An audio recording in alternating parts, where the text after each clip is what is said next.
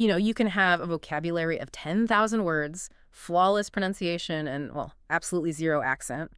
And you still might sound completely unnatural to a native speaker. Oh, yeah. It is the ultimate frustration for an advanced learner. Hmm. I mean, you know the words, but the rhythm is just, it's off. Right, because you are missing the invisible glue. I like to think about it like when you buy that incredibly complex piece of flat pack furniture. No, not the flat pack furniture. Yeah, you know the drill. You open the box and it's just this sea of wooden boards and a terrifyingly large bag of mystery screws. It's always a daunting sight. It really is. And at first, you can kind of wing it, right? You connect the big pieces, you get something that looks vaguely like a bookshelf, and, well, it technically holds books. Right, but the moment you put real weight on it, I mean, the moment you try to express a highly nuanced professional thought in English, Yeah. the whole structure wobbles. Exactly. It leans. Like, it is functional, but it is not precise. And that is exactly what happens when you hit that intermediate plateau. Yeah, that plateau is so common. You can make yourself understood perfectly fine in a coffee shop, but when you are in a boardroom or writing a critical essay and you need to construct those complex weight-bearing sentences, things get really wobbly. Which is incredibly common, like you said. Getting your point across is one thing, but doing it with nuance, rhythm, and structural integrity is entirely another. Totally. But the good news here is that the leap from functional to fluent isn't really about memorizing more vocabulary. It's about mastering the mechanics of how ideas link together. Which brings us to today's mission. We are taking your English from simply functional to highly fluent and precise. We've got an amazing stack of sources for today's deep dive, basically 2 incredibly comprehensive guides on complex English grammar. They're fantastic resources. Yeah, they really are. So we are treating this session as your ultimate audio practice guide for mastering these advanced grammatical structures. And I know grammar mechanics can feel really frustrating. It often feels like just a list of arbitrary rules designed by some ancient academic to trip you up. Right, like they're just trying to make it hard on purpose. Exactly. But I promise you, once you see the underlying patterns we are going to discuss today, these rules stop being traps. They really start becoming incredibly powerful tools for your communication. Okay, let's unpack this. We are going to decode the logic behind advanced phrasing, how to attach ideas seamlessly, and yes, we're finally going to settle the dreaded who versus whom debate. The big one. Oh yeah, we're going there. But to build these complex professional-level sentences, we have to start at the absolute foundation, which is how to attach new information to a thought you have already started. Right, and in English, the primary way we accomplish this is through relative clauses. Use a pronoun like who, which, or that to basically glue a new fact onto a noun. Okay. But there is a massive trap here. The absolute core difference you have to master is distinguishing between a defining clause and a non-defining clause. Defining versus non-defining. I mean, it sounds very textbook, but it actually just comes down to one single punctuation mark, doesn't it? The comma. The comma that literally changes reality. Oh, wow. Yeah. Let's start with defining clauses. The underlying logic here is that the extra information you are attaching is absolutely essential. You cannot remove it without destroying the fundamental meaning of the sentence. Okay, so it's locked in. Exactly. Because it is essential, it is locked into the sentence. 0 commas. Let's play with an example to see how this changes reality, like you said. Think about the sentence, I like people who are fun to be with. Right. The clause, who are fun to be with, is defining exactly which subgroup of humanity you tolerate. Yeah, it's very specific. If you remove it, you're just left with, I like people. Mm-hmm. And that is a fundamentally different philosophical statement. It really is. You don't like all people. You only like the specific group of people who are fun. It makes me think of it this way. Defining clauses are sort of like a spotlight in a dark room. Without them, we can't see exactly what we're looking at. It tells the listener, look right here at this specific thing. I love that visual. Think about a phrase like, the book that I bought yesterday is great.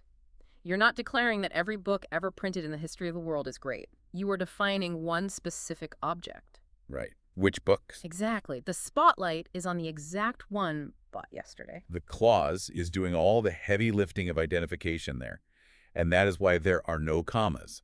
The glue is totally permanent. But then we have non-defining clauses. And, well, if defining clauses are the spotlight, Non-defined clauses are just the decorative frame around the picture? That is a brilliant analogy, actually. It's a decorative frame because the picture inside is already perfectly clear. Right. The listener already knows exactly who or what you were referring to.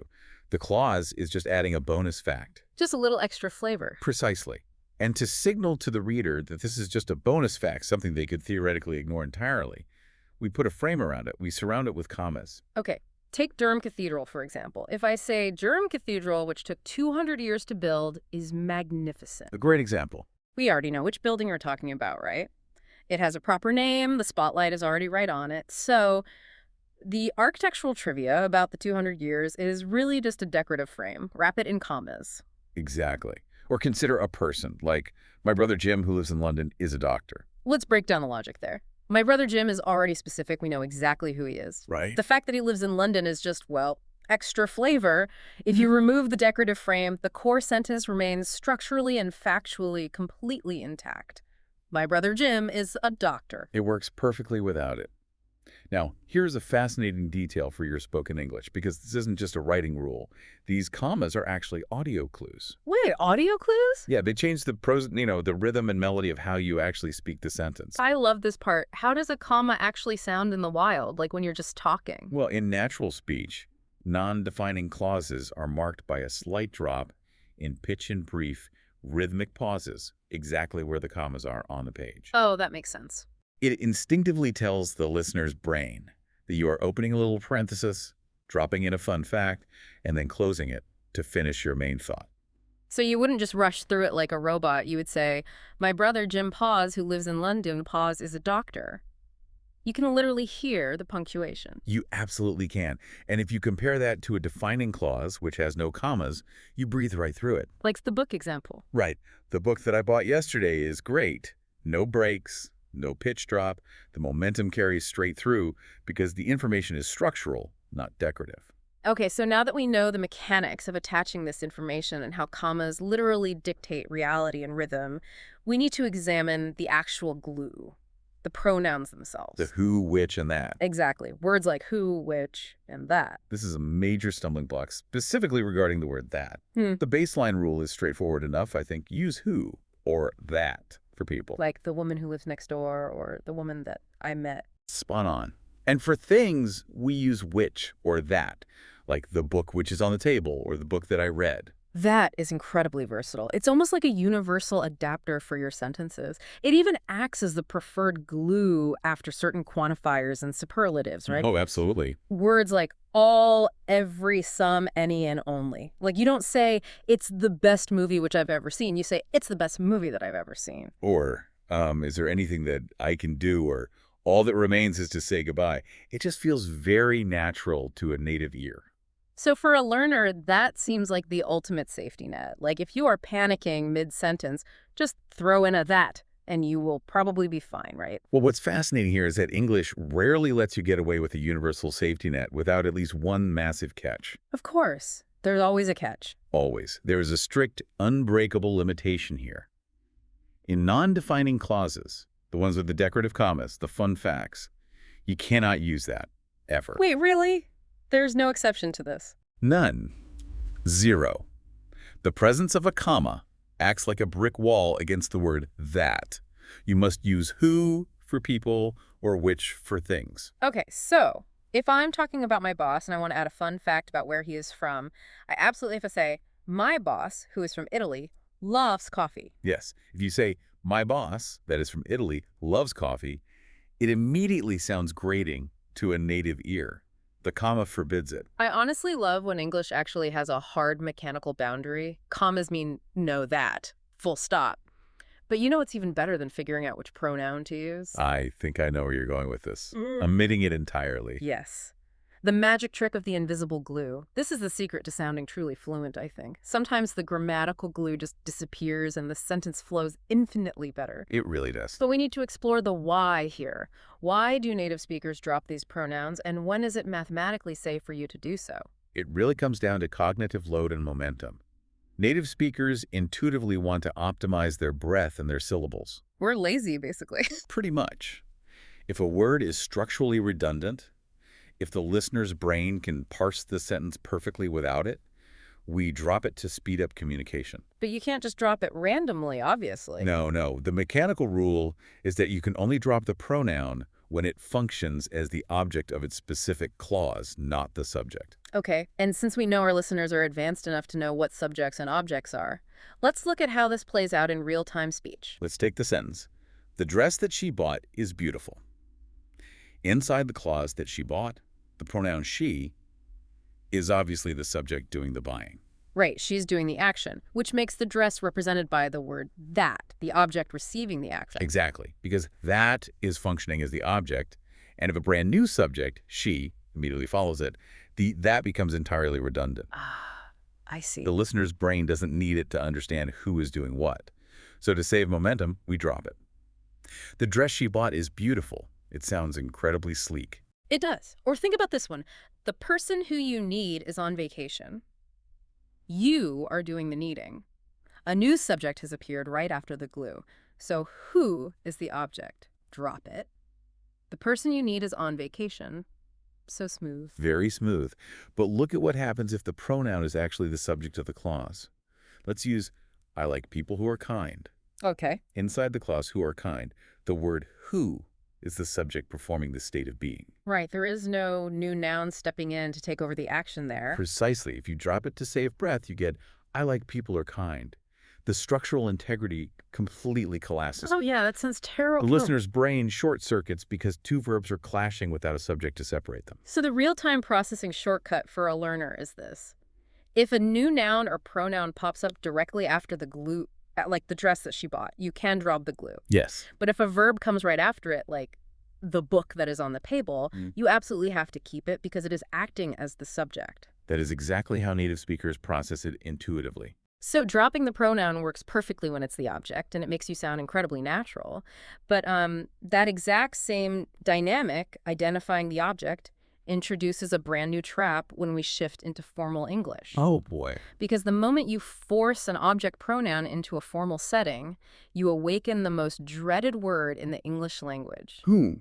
Here's where it gets really interesting, because I have to push back here.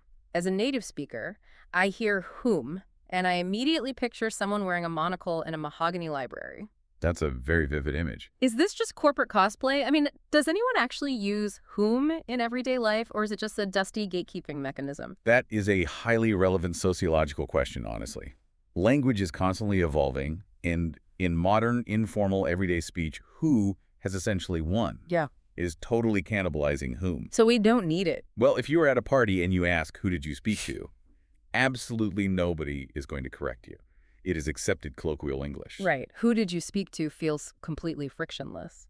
However, and it's a big however, if you were writing a legal brief, publishing an academic paper, or delivering a high-stakes keynote, whom is still a non-negotiable marker of proficiency. So it is a gatekeeper. In those environments, it absolutely is a gatekeeping tool.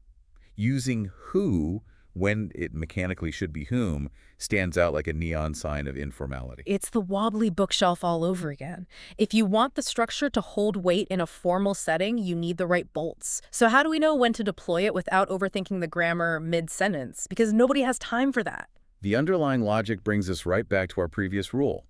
Who is a subject, whom is an object. It receives the action, and it very frequently follows a preposition, words like to, for, with, or about. Okay, preposition, object, whom. Got it. But you're right, diagramming sentences in your head while you are talking is virtually impeccable. Thankfully, there is a brilliant, foolproof shortcut from our sources, the he versus him test. Oh, I love this trick. Explain how this works. It relies on phonetic anchors. If you are unsure whether to use who or whom in a question, just answer the question in your own head, using either he or him. Okay. If the answer is he, you use who.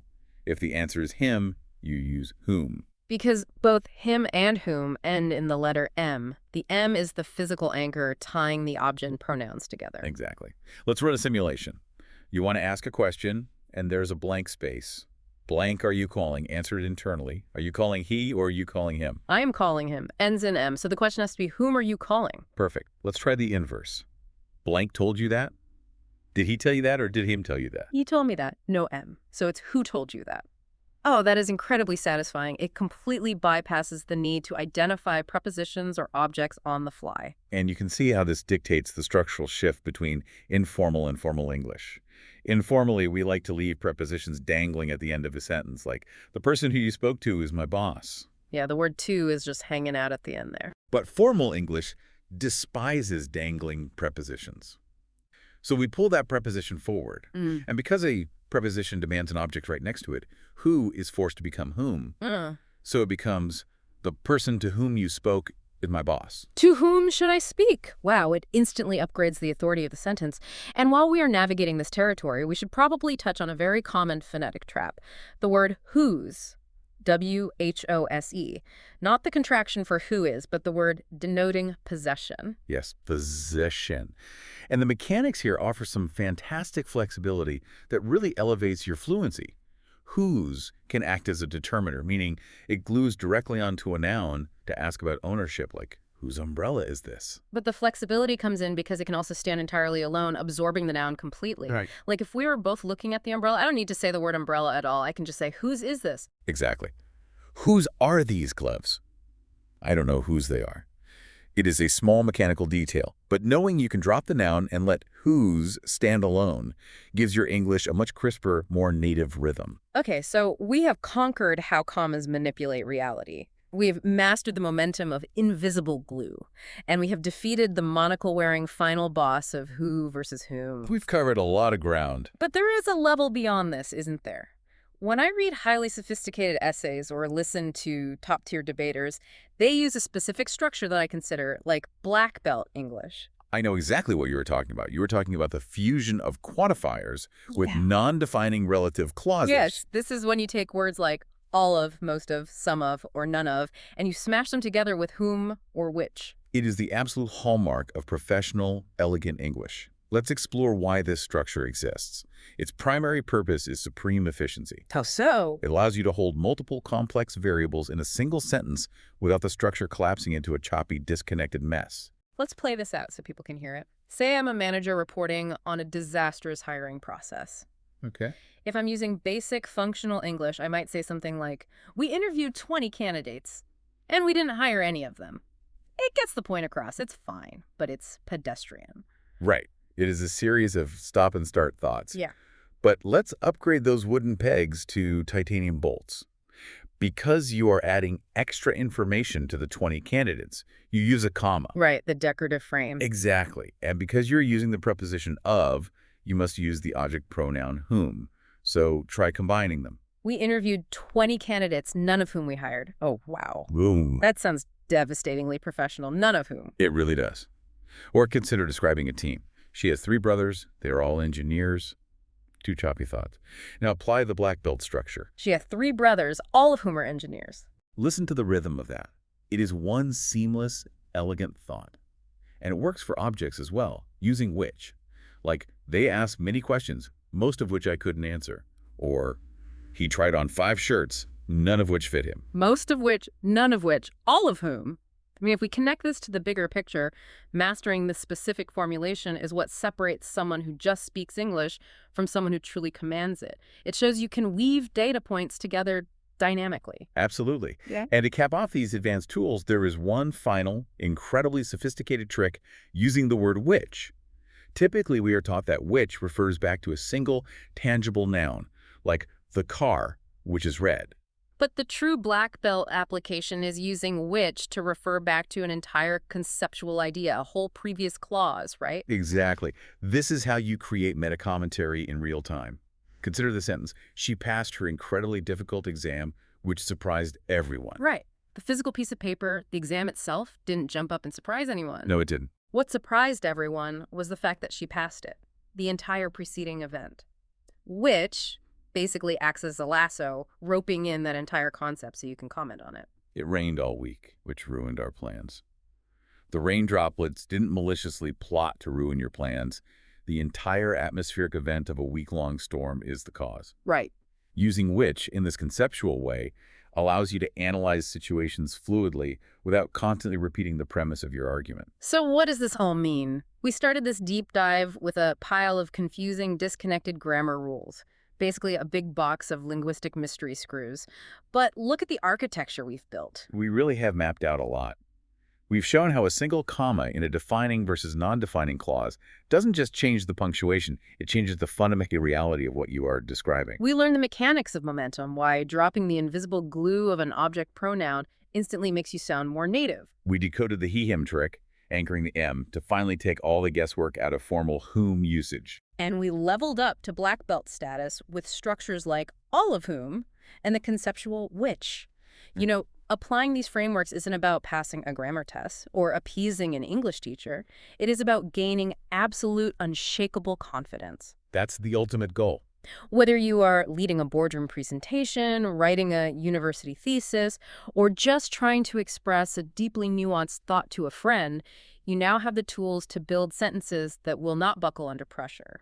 And as you take these tools out into the real world, I want to leave you with a final thought regarding the trajectory of our language. Okay, lay it on us. We've seen how in everyday speech, who is ruthlessly cannibalizing whom. The drive for phonetic efficiency is just winning out. Language always follows the path of least resistance. Which raises a fascinating question for you to observe in your own life. Yeah. Will whom eventually go entirely extinct? Will it survive only as a dusty relic in 19th century novels? Or will it stubbornly remain protected by gatekeepers in corporate and academic spheres as the ultimate, eternal test of formal communication? Wow, that is something to keep a very close ear out for the next time you are in a high-stakes environment. Listen to the people trying to sound authoritative. Are they using the right structural bolts, or is their grammatical flat-pack furniture about to wobble? Pay attention out there. You might be surprised by what you hear.